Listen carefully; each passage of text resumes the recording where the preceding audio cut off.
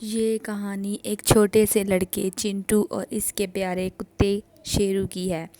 چنٹو ایک چھوٹے سے گاؤں میں رہتا تھا جہاں وہ اپنے والدین اور بہن بھائیوں کے ساتھ خوش و خرم زندگی گزارتا تھا۔ چنٹو کے والد ایک کسان تھے اور ان کے پاس کچھ زمین تھی جس پر وہ سبزیوں اور اناج کی فصلیں اگاتے تھے۔ چنٹو بھی اپنے والد کے ساتھ کھیتوں میں کام کرتا تھا اور اپنی ماں کی گھر کے کاموں میں مدد کرتا تھا۔ چنٹو کی زندگی میں سب کچھ ٹھیک چل رہا تھا، لیکن ایک چیز کی کمی تھی، ایک دوست کی۔ چنٹو کے گاؤں میں بہت سے بچے تھے، لیکن کسی کے ساتھ اس کی خاص دوستی نہیں تھی۔ اس کا دل چاہتا تھا کہ اس کے پاس کوئی دوست ہو جس کے ساتھ وہ اپنے دل کی باتیں کر سکے اور کھیل سکے۔ ایک دن چنٹو اپنے کھیتوں میں کام کر رہا تھا کہ اچانک اسے ایک چھوٹے سے کتے کی آواز آئی۔ اس نے دیکھا کہ ایک ننھا سا کتا جو شاید کسی وجہ سے اپنے مالک سے بچھڑ گیا تھا، اس کے پاس آ کر بیٹھ گیا۔ چنٹو نے دیکھا کہ کتا بہت کمزور اور بھوکا تھا۔ اس نے فوراً اپنے تھال سے تھوڑی سی روٹی نکالی اور کتے کو دی۔ کتے نے بڑی خوشی سے روٹی کھائی اور چنٹو کی طرف محبت بھری نظروں سے دیکھا۔ چنٹو کو اس کتے پر بہت ترس آیا۔ وہ اس کو اپنے گھر لے آیا۔ جب چنٹو کتے کو گھر لایا تو اس کے والدین نے بھی اس کی مدد کی اور اسے صاف پانی اور کھانا دیا۔ چنٹو نے کتے کا نام شیرو رکھا۔ شیرو بھی جلد ہی چنٹو اور اس کے خاندان کا حصہ بن گیا۔ شیرو کی آمد کے بعد چنٹو کی زندگی میں خوشی کی لہر دوڑ گئی۔ چنٹو اور شیرو کی دوستی دن بدن گہری ہوتی گئی۔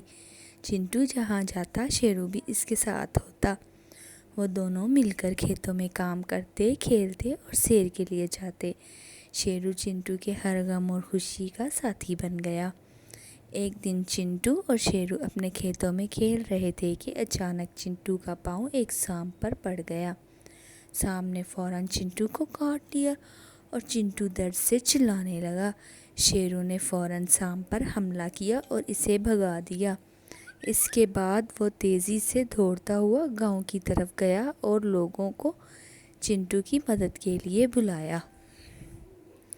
چنٹو جلد ہی مکمل طور پر ٹھیک ہو گیا اور اس کے بعد اس نے اور بھی زیادہ محبت اور پیار سے شیرو کا خیال رکھا۔ وہ دونوں ہمیشہ کے لیے بہترین دوست بن گئے۔ چنٹو نے اپنے دوستوں کو بھی شیرو کی بہادری کی کہانیاں سنائیں اور گاؤں کے سب بچوں نے شیرو کو ہیرو مان لیا۔ شیرو کی بہادری کی داستان یہاں ختم نہیں ہوتی، لیکن ایک دن چنٹو اور شیرو جنگل کی سیر کو نکلے۔ چنٹو ایک خوبصورت جگہ پر بیٹھ کر آرام کر رہا تھا کہ اچانک شیرو نے کچھ سونگھنا شروع کیا۔ وہ بھاگتا ہوا چنٹو کے پاس آیا اور بھونکنے لگا۔ چنٹو نے دیکھا کہ کچھ درندے ان کی طرف بڑھ رہے تھے۔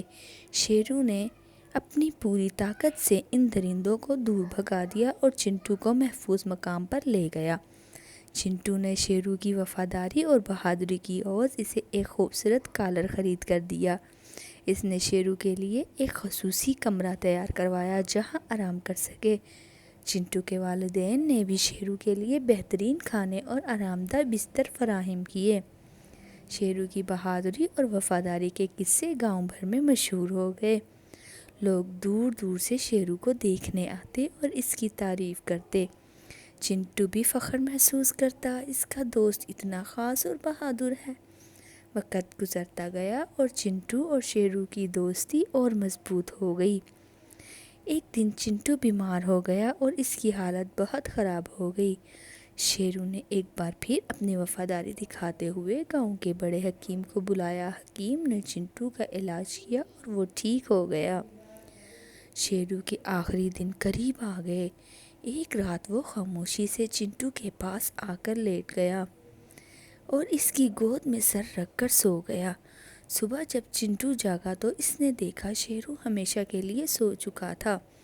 چنٹو کے دل میں ایک گہرا دکھ ہوا، لیکن اسے فخر بھی تھا کہ اس کے پاس ایسا دوست تھا جو اس کی زندگی کا حصہ بن گیا تھا۔